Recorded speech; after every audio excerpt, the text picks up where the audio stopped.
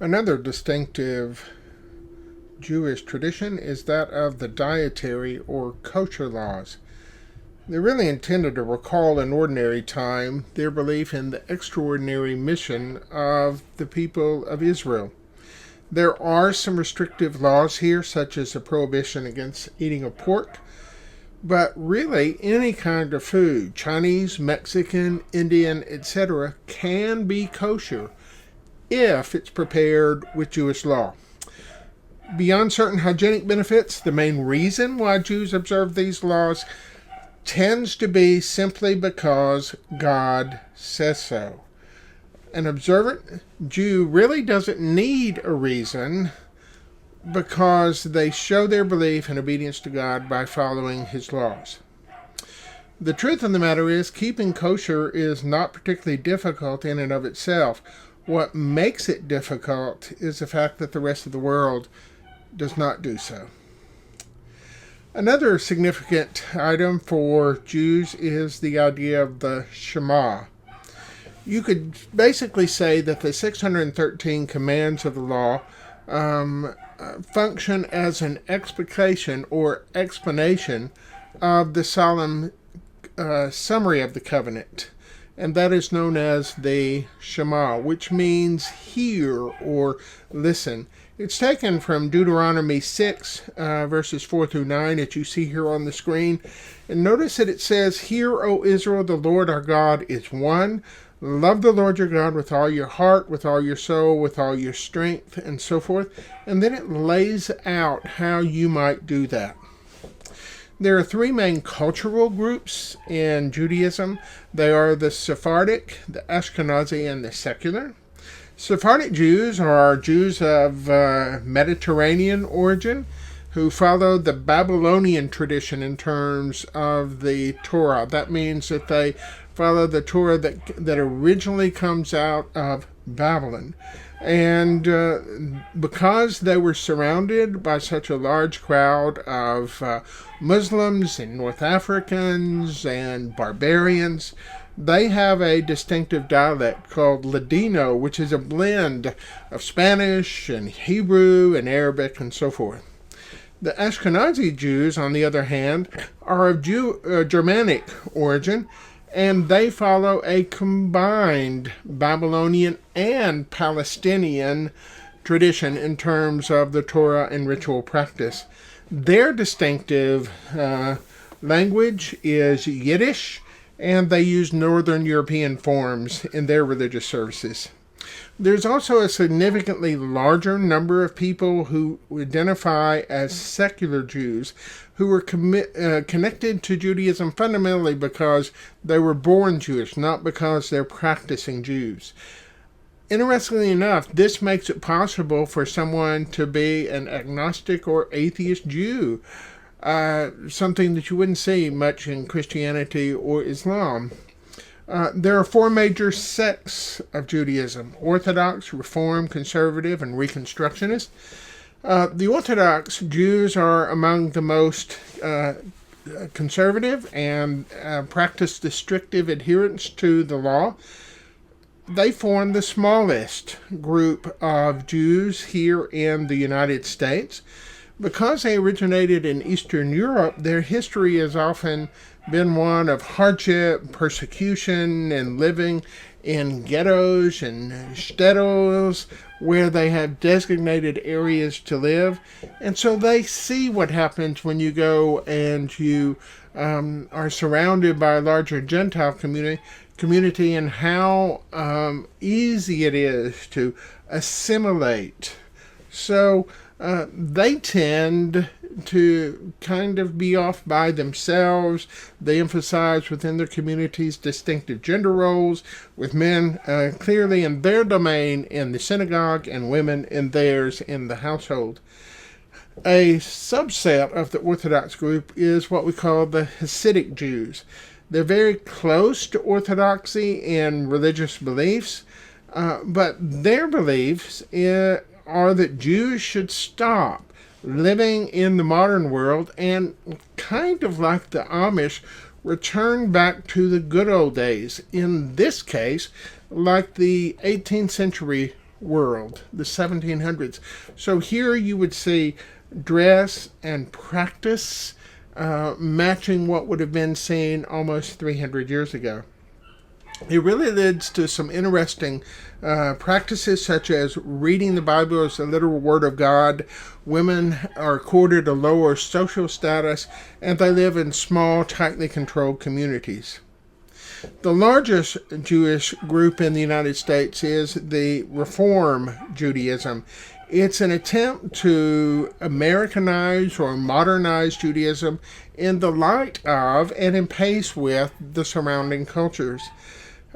As we talked about earlier with the emancipation of the Jews in the 1850s, gaining full citizenship in Germany and not having to be part of restricted any kind of location to live in or any vocation, more and more Jews in Germany became middle class, and more of them grew concerned about not drawing unwanted attention to themselves by their traditionally distinctive dress or diet.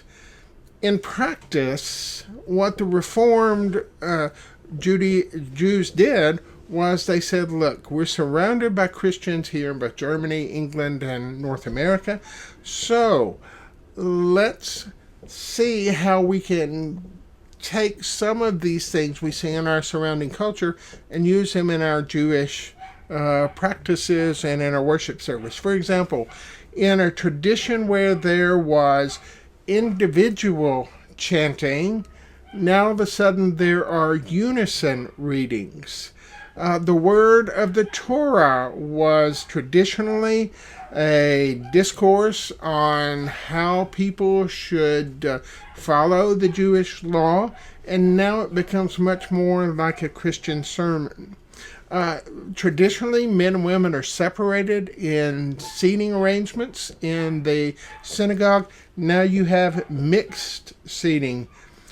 Also, traditionally in an Orthodox ceremony, the ceremony is done only in Hebrew, but now in a Reformed congregation, it is being done in the vernacular. In the case of North America, being done in English.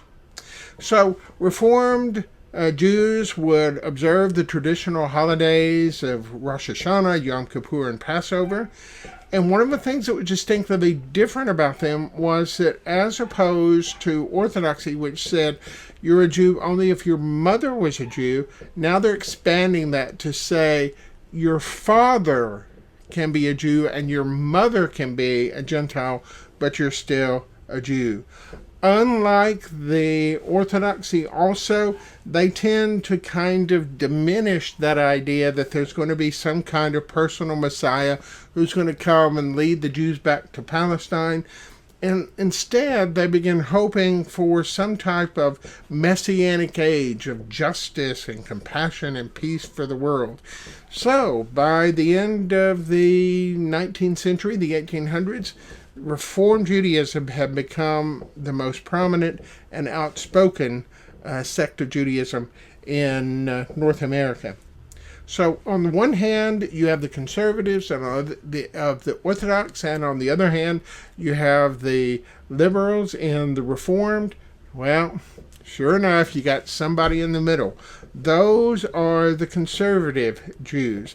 They're the second largest group, and as you would expect, they're trying to balance between Reformed and Orthodox Judaism. Conservatives would use both Hebrew and English in their synagogues.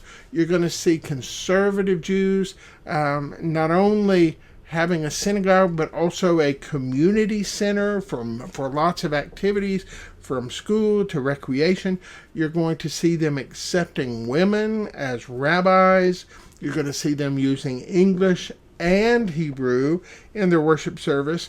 And you're going to see them support the idea of Zionism, or the reestablishment of a Jewish state. The final group we want to look at very briefly is that of Reconstructionist Judaism. They're the smallest group here, other than the Orthodox, And they see the rituals of Judaism not so much as an expression of their religious commitment as it is a cultural and ethnic idea. And like their Reformed brethren, they'll come along and they'll expand the definition of who is a Jew to someone whose father is a Jew, not just their mother. So what does it mean to be Jewish, particularly here in America today? Well, Isaac Wise once said, "The Jewish chosenness means a divine mission to spread throughout the world the prophetic call for justice." Kaufman Kohler says, "The revelation of Judaism was natural and historical, so its essence lay in its ethics, and its true aim was to bring in the Messianic age by the salvation of human histories in history." Finally, you're beginning to see something in the latter part of the 1800s where a group of rabbis are meeting together and they're saying, okay, what do we as rabbis, as Reformed rabbis here in North America, what do we believe? And they said, look, we here gathered in Pittsburgh, we're going to issue this basic idea. We're going to call it the Pittsburgh Platform. And we're going to say, look, the Mosaic and Rabbinic law that so many of our Orthodox and our even our conservative brethren follow, well, we're not going to say that if you're going to be a faithful Jew, you have to adhere to those things. But we are going to say that you do need to hold on to the moral law, the Ten Commandments, and the morality and the moral practices that come out of those Ten Commandments.